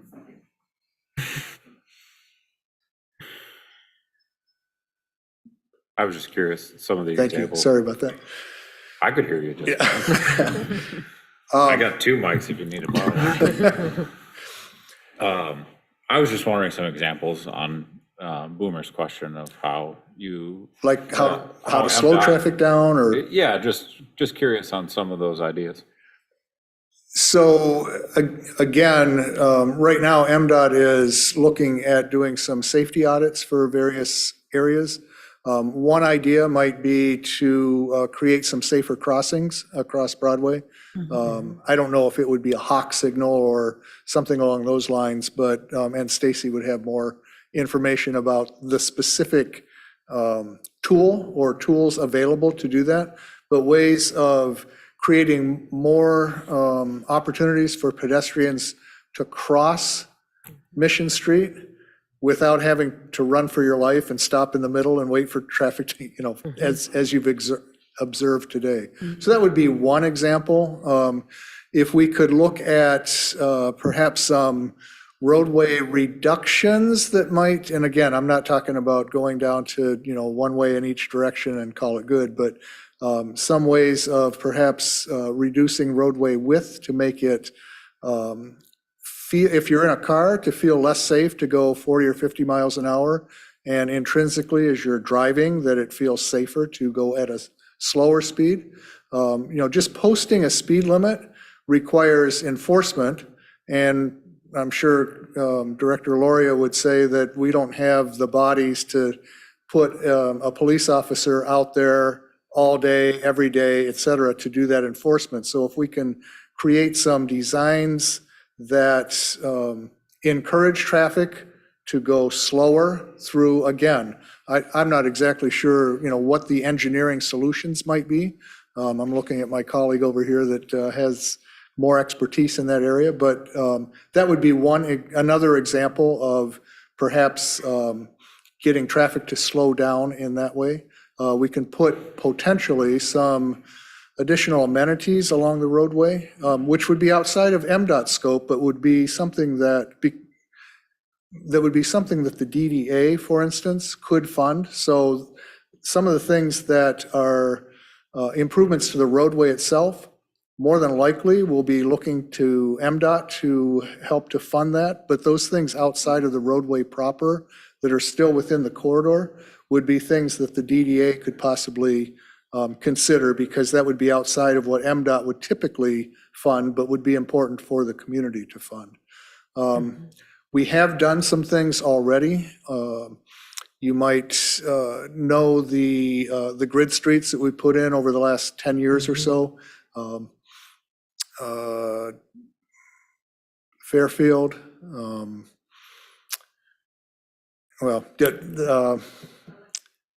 excuse me? Olympic Drive, Collins Drive, et cetera. Yes, thank you. So the connections between Mission Street and East Campus Drive. So that's a way of creating more of a traditional grid street pattern, as you'd see on North Mission, that allows traffic alternate ways of using the corridor to keep vehicles off the road, where they can make side trips that don't require going onto Mission and then having more traffic on the road itself. We've also been encouraging businesses to make cross connections between businesses, so that if you're at one business, you don't have to pop out on Mission, go half a block, and then turn into another business. You can actually go through parking lots or through the access from business to business. So those are ways that we've focused on in the past to try and address some traffic and safety issues that the city has probably put in a bit over $1 million in just those streets alone. And so we're continuing to look for ways that we can work with MDOT to perhaps make those changes that MDOT can agree to and we can agree to. The thing with MDOT is that they also have standards that they have to test for, and that they have to make sure that in their world, what we're proposing will work and not create more liability or a more dangerous circumstance. So we're trying to get the MDOT staff to look at not only their current metrics or requirements in terms of design standards, but also some alternates that are accepted by the industry, but perhaps aren't widely used by Michigan MDOT or our local MDOT folks, that might be able to look at, let's just say, reducing the width of a travel lane. So if the travel lane is 12 feet, maybe going down to 11 feet, again, not necessarily making a huge difference in the corridor width, but it makes a difference in terms of the width of the roadway, which makes it safer to drive slower as opposed to more quickly. I know one thing that we're trying to discourage is the deceleration, the installation of deceleration lanes. And I know in the past, there's been some interest on the part of MDOT in certain locations to put a decel lane in. And so if you think about driving down the corridor at 40 or 45 miles an hour, and then you pull off into a deceleration lane, then you turn into a business. That would be an example of that. If we can get traffic to go slower in the first place, and the reason MDOT does that is, you know, they want to slow traffic down so you don't get the number of rear-end collisions that they have experienced before. If we can look at reducing traffic speeds in the first place, then perhaps we can get to that safer speed that allows folks to turn and gives the cars following enough notice that they're turning without running into the back of them, but also without increasing the width of the corridor even more than it is today, which creates a less safe environment for a pedestrian trying to cross. So if you're trying to cross 5 lanes of traffic and now you have a decel lane, now that's 6 lanes of traffic effectively, that puts the pedestrian at a longer period of time where they're exposed to traffic going at higher speeds on the corridor. So again, there's a mix of opportunities, we believe. We just need to find what works best and in what locations that might happen. Remind me of the boundaries of the corridor? You are. What's that? Yes. Oh, I'm sorry. I thought you asked if you were in the boundary. The boundaries of the corridor are essentially Mission Street from Bluegrass to slightly north of Pickard, say about on the north end of the Myers parking lot. And then east on Pickard to the city limits, and then west on Pickard, I don't know, a block or two. And then there's a little bit on either side of the corridor. For instance, on Broadway, it comes in, I think, 1 or 2 blocks on Broadway as part of the DDA district. And there's some back and forth along the corridor, but that's essentially the tax capture district, if you will. I was just curious. Yeah. And I don't want to get too deep on the weeds with my next question, but just, I remember growing up as Mission being 30 miles an hour my whole life. Why did it change? Just slow traffic down. It changed. So you increased the speed limit to slow traffic now? Is that what I'm understanding? It changed, again. And again, I don't want to go too No, far into I this, get isn't the that. time for it, but just real Again, quick. MDOT has the jurisdiction in that corridor. Okay.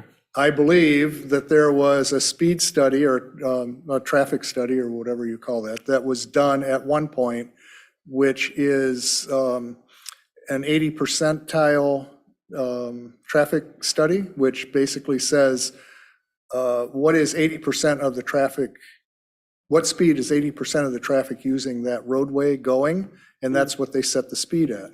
That's the state law. Right? Yes. That's ridiculous.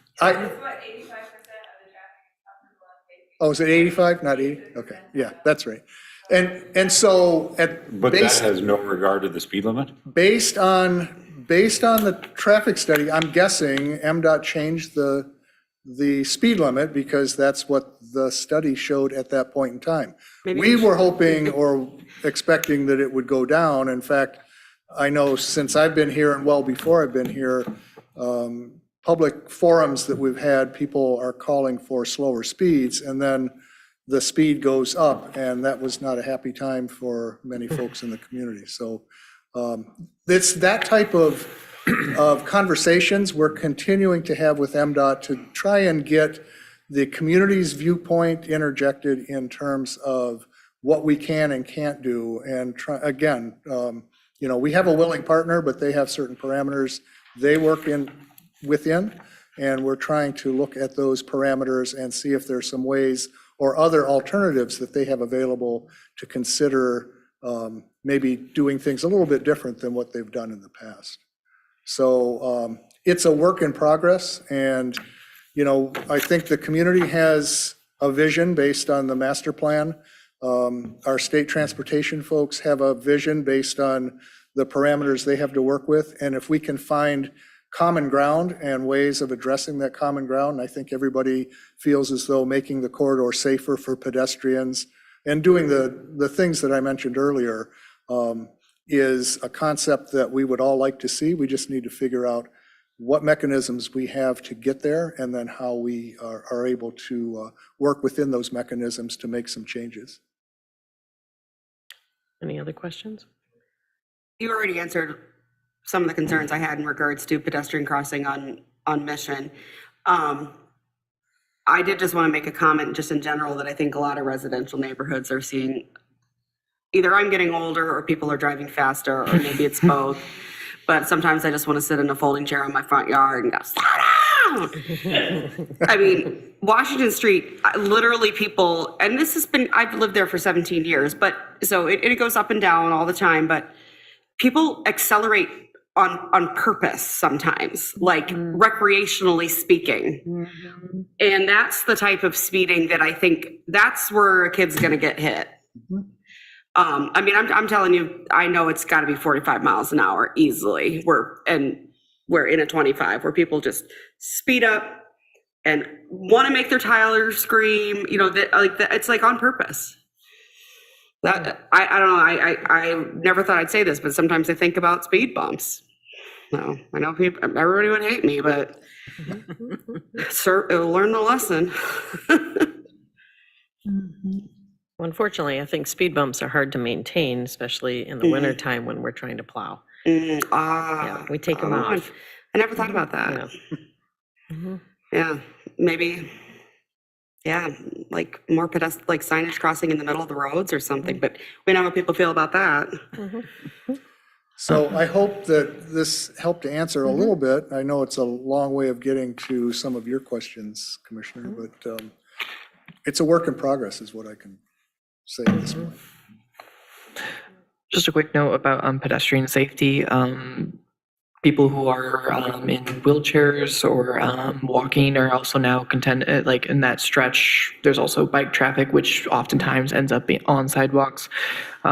We also now have electric scooters, which are going to be growing in popularity. I can only imagine. So, yeah, just as far as like working on pedestrians, like just keeping them as a focus. But thank you for answering all our questions this evening. I know this wasn't like quite the focus and everything, but I do appreciate it. Yeah. Would I be asking you about storm sewers also? That would not be me. Gotcha, okay. I believe that might be Stacy or Jason. Gotcha. Just question about, as we're looking to improve and expand our storm sewers, what standards and metrics are we using to say, like, this is what we should be aiming for as far as sizing capacity? We completed, I believe it was about a year ago now, we had a complete model of our entire system done, a master stormwater study. So with recommendations for areas that are bottlenecks in the system. So we're trying to focus on some of those larger bottlenecks. One of them will be taken care of with the Pickard project. We're doing a large crossing at Brown and Pickard that will allow us to expand that system outside of that crossing as we move along.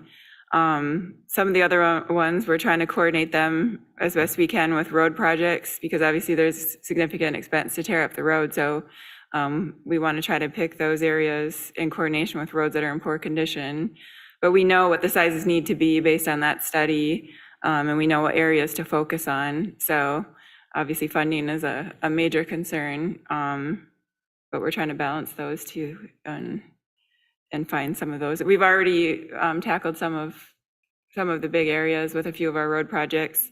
We have been meeting with Central Michigan University on, they're going to apply for another FEMA grant for some major stormwater improvements. And I think it's something that, well, I know it's something that will benefit the city, the Drain Commission, MDOT, because it's a joint system through there. We all have capacity in that system. So we're talking with them on the best way to create a project that goes down Preston and collects a significant amount of stormwater and upsizes that system and gets it to the Upton drain. So hopefully we make some good progress and get some grant dollars there, because that would be huge for all of those entities. Does that answer your question? I mean, as that does answer a large part of my question, yes. My concern is just like moving into the future, increased rainfall. We could, here in Michigan, part of climate, climate change that is going on is we are expecting increased rainfall beyond what is normally predicted for. And so I was just, I guess, getting more to the point is that taken into consideration? I guess, like, as far as like weather modeling, was that involved in any of the original plan that was put out? But this is getting a bit specific also, so. Yeah, I mean, it's modeled based on the rainfall events that we know now, but that is a concern of mine moving forward, is we're going to have to monitor that. And we have the whole model built, so if we are starting to see the rainfalls change from something that used to be a 50-year storm is now a 10-year storm, then we're going to have to relook at that and see if we need to make some adjustments to how we size those systems. We're also spending funds now to do some separations. We have sump pumps going into the sanitary system, which is a big issue too during these major storm events. So we're chipping away at those as we do road projects and some of our storm sewer extensions. And then the stormwater ordinance also has been huge. That passed in 2015. So we had some stormwater detention requirements before, but now this that codified it and made sure that when new developments or redevelopments were happening, those stormwater detention systems were being added to the system. So it's a slow process. I mean, if I had all the money in the world, we would do it all at once. But as we work on that, we've made some major progress, I think, in all of those. So. Yeah, thank you. I really appreciate it. Commissioner Yasmin? I have just a quick question about, when you talk about resurfacing projects, this one's near and dear to my heart because I just experienced it, but I live in an older neighborhood and there's the inferior products for the sewer lines from the houses all the way to the sewer main. And mine collapsed and it was a large expense to have it replaced. Are we considering those things when resurfacing roads? You know, for example, Crapo Street was just redone this past summer, or last summer. Yeah, sorry. In terms of the sanitary leads, I mean, go ahead, Jason, if you want to grab that one. And I guess my question is, you and I have talked about this in the past, Jason, so, you know, on my own example, but Yeah. are we going, any plan for that? Because if it was something that showed up on an inspection, I would have had, you know, some visibility of it when I moved in or bought the house, but it did not. Yeah, so on the sanitary sewer system, we've got almost all of the sanitary sewer has been televised. And so as we before we redid Crapo, we would have looked at those videos. Okay. And if we had found any, now we don't televise up the leads, we don't have that capability. And the leads are by ordinance the responsibility of the homeowners. Now, if we found an issue though, we would probably take care of that when we redo the road, just so that it doesn't destroy the road in the future. That was my point, you know, just because on my street alone, in the 8 houses that are there, 6 of them, I think, have now had to go into the road and you know, put the patch in there. Yeah. And it looks terrible. Yep, yeah, your neighborhood. And I just couldn't imagine if that had, you know, Crapo Street just being redone, if somebody had to do that there, then it. Yeah, when we know there's an issue, we try to take care of that.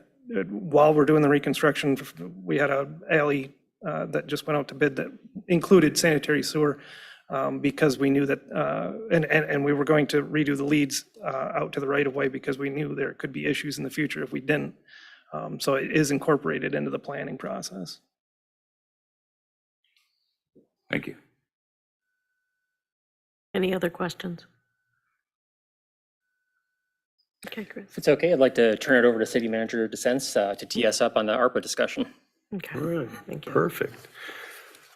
So, as Chris left us off on this slide, and as I was talking about earlier, just to really set the stage for this, we received about $2.6 million in total ARPA funding.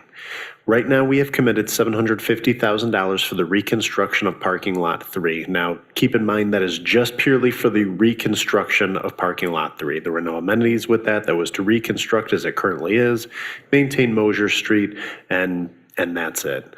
And then we had also committed $525,000 for the GKB an MMP trail that goes north, which would connect Nelson up to the dog park on the north end of town. That leaves us roughly about $1.3 million left for possible projects. In this capital improvements plan, and as we had talked about, some of the future projects that we have $1.8 million for GKB MPP Trail South, and that would be in 2026. There's always the possibility of getting grants, but of course, we would need some local match for that. We need $1 million for replacing the Farmers Market Pavilion in Island Park in 2029. Again, assuming that we can get about a $1 million grant to match that. $1.4 million for the reconstruction of parking lots 4 and 5 in 2028. And then $420,000 for increased amenities in town center. Those increased amenities, which would reflect a project total of roughly $1.1 million, would be the increased green space, but would not include any of the universal access. It would not include the on-street parking, and it would not include the restrooms. So it would include an area for more events, festivities to take place in the downtown, things like Broadway Central could be put there, more area for farmers market, et cetera, all of that. It just would not include the restrooms, the on-street parking, and the ADA accessibility on that for that $420,000 increase. So the question before the City Commission is, do we want to allocate the $1.3 million to any of these projects here? Do we want to kind of share the love, as it were, and sprinkle that across some of these projects? Or are there other projects that the City Commission has in mind that maybe we should consider for the $1.3 million?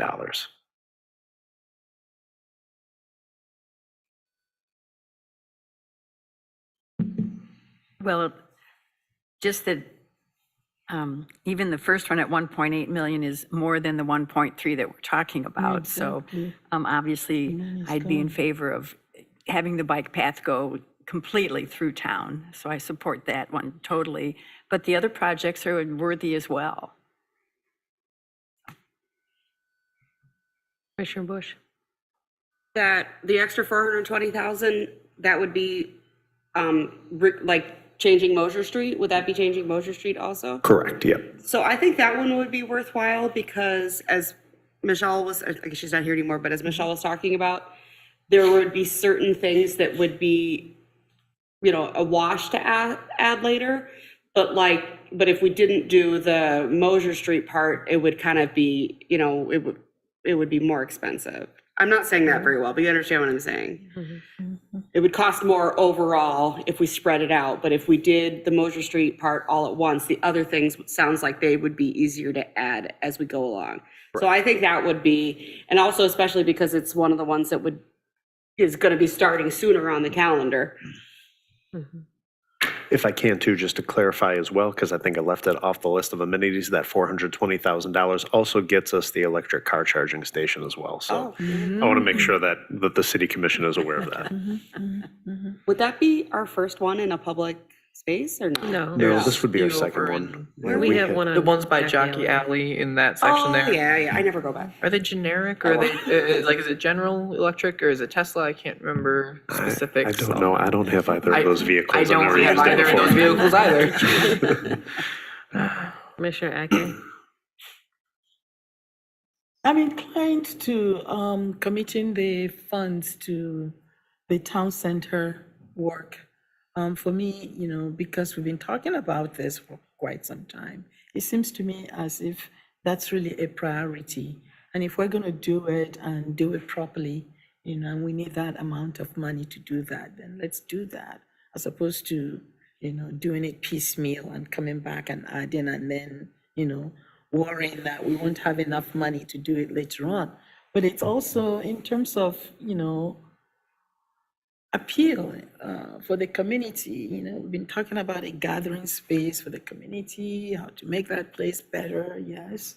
I love the farmers market, but 2029, yeah, we still have some time.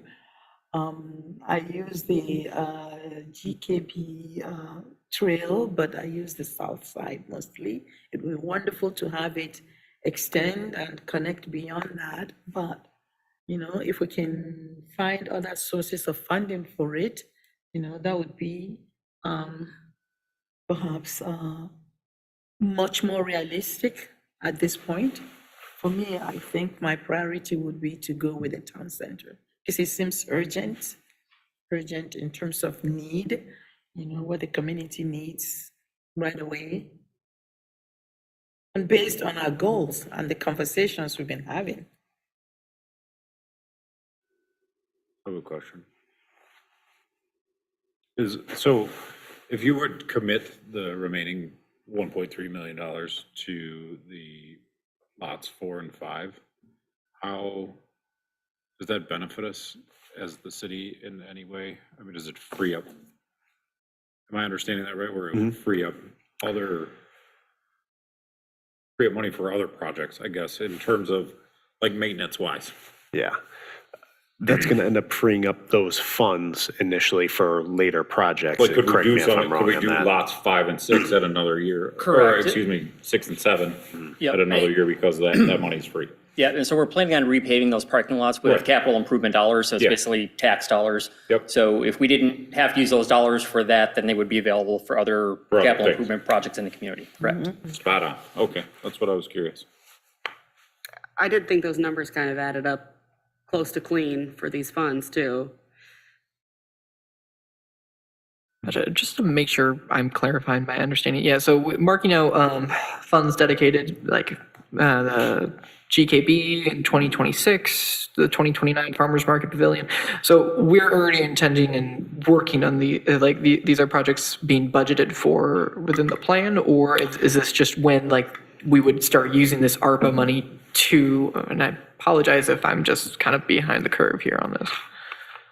So right now, all of those projects are in the plan. It's just whether or not they're, I don't want to say they're not affordable, but like some of them we Whether kind of put achieve- out there achieve with like, funding. it's okay. It's like the Farmers Market Pavilion. We know we're going to have to do it. We know we're going to have to come up with $1 million from someplace.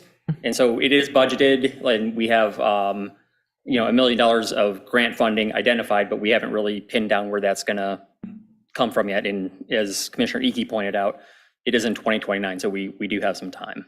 Gotcha.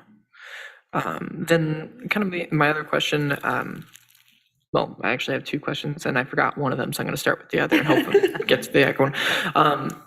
Aaron, you had mentioned as you were going through all this, just talking about grant money, potential grant money that's already been allocated or found or anything for any of these projects. Again, I do apologize if I'm. For the projects that you see up there, no, other than Town Center, which we discussed that grant tonight. If that grant doesn't move forward, the idea is, do we want to allocate the extra $420,000 for the, not the plan with the restroom and all that, but for a plan that has the increased green space and the electric car charger. And just to come off of the question that you had asked, and I know Assistant Director Saladin was talking about, these projects are budgeted, but they're also budgeted to different levels. So for instance, $1.8 million for the GKB trail in 2026. Well, we only have $925,000 that's allocated to the capital improvement fund. So that project must have a grant tied to it if it's going to go forward, because otherwise we'd have to try to find nearly $1 million elsewhere. And if the $1 million is not allocated, if we can't come through with that project in 2026 doesn't happen. 2029, the Farmers Market Pavilion, that's $1 million that's just internal that we would need, and that's budgeted for. We would need to find another $1 million grant. So some of this also buys assurance for some of these projects as well. Parking lots 4 and 5 were called out $1.4 million because of their significant expense. Again, budgeted for within this, but then also something to think about that as inflation has crept up on us, we may see higher prices as well too. So again, I think what I want to frame for the city commission, because I don't want it to just be, we've already kind of budgeted for these. Some of this, yes, but some of it's only budgeted for 50% of it, assuming we'll get the grant. If the grant doesn't come through, or if inflation's higher, the 1.3 really does buy us some assurance that certain projects will be able to move forward. Gotcha. For the town center, without the $420,000 being appropriated, we're just doing the resurfacing. If we get the grants, is the $420,000 still needed? No. it's not. If the grant comes through from the state, it's actually only 710 of the 750 that we would need, and then the rest of that is leveraged with $1.5 million in grant funds. So the 420,000 would open back up, we could reappropriate it elsewhere. Correct. Thank you. Commissioner Eke? I'm going to assume that the state grant doesn't require a match, does it? The state grant that we talked about earlier, yes, it's the 700, it's the already committed allocation of, it's really actually 710. 750. Yeah, it's the 750, but we would only have to put up 710 of that, so we'd save 40,000 on it. Okay, so what, I hope my math is, accurate here. The committed funds, of the $2.6 million that we have, you have committed funds for two areas, the town center and the Trail North, right? Correct, but that town center that's committed there, the 750,000 is just the repavement of the parking lot. Yeah, I understand. So what we're really discussing in terms of allocating or redistributing is the remaining 1.3 million. Correct. Okay, and I'm looking at what you have here. The Trail South is 1.8 million. That's way more higher. It's more than 1.3, right? So how much of it, I mean, if we allocate 1.3 to it, the money is gone. That's done. Okay. So, but you're saying that we can get some funding, some grant funded money towards, to take care of that trail? Is that what I'm hearing? We think so, yes. We believe that's between three and 400,000 that would be available for that trail project from the Michigan DNR grant. Okay. Do we need a match for that? Correct, yes. So because I work with grants and some of them say, you've got to come up with this. So technically, we need a match for any of these if we were to apply for grants. Sorry, say the last part If you again. were to apply for grants for the remaining 1, 2, 3, 4 pieces, you do need, we already have a match for the town center. Yep, So correct. set that aside. Yep. So the three, the Trail South, the Farmers Market, and lots 4 and 5. If you were to apply for grants, would you need matches for them? Yes, I will note, it's unlikely that we're going to find a grant for just parking lots 4 and 5. Okay. We could very well likely find grants for both the trail as well as the farmer's market. Okay. So really, where, if you're not going to if we can't find grants for parking lot 4 and 5, we need the money, but it is scheduled for 2028. That's what, 5 years from now? Okay, I don't know what the possibility is of saving, whatever you need for that. Just like manager sense that consider inflation. 'Cause that could be- That's why I'm could be- asking these yeah. questions. Yeah, that's why I'm asking these questions. Could be a lot more than Yeah, 1.4 in 5 years. Yeah, exactly. So either, 1.4 is more than 1.3. The issue is, priority, right? What, for the people. So for me, then it would be those two. I mean, I'm comfortable with, however much you want to allocate to the parking lots and then, the town center. I would go first to the town center and then go with the parking lot because that's the one that you are telling me you may not be able to find a grant to handle, but it needs to be done. Yeah, it's not the flashy one, but Yeah, it needs yeah. to be done. Yeah, it needs to be done, but he can't find a grant, so Exactly. we have to raise the money. And that's where I'm going with this crazy questioning that I'm engaged in, in terms of really setting, sort of saying, okay, here is the priority, this is the one that we have to do, and we can't Coming go out get of a our grant for pocket. it, it has to come. Yeah. Yeah, so those two for me would be where to go. If I could too, just another way that I looked at this, and I don't know if the city commission, if the city commission's not everyone on here is stuck on certain projects. Well, I think question one, just for what would help staff is to do this. Do we want to dedicate the $420,000 for the amenities in town center? Would we want to do that?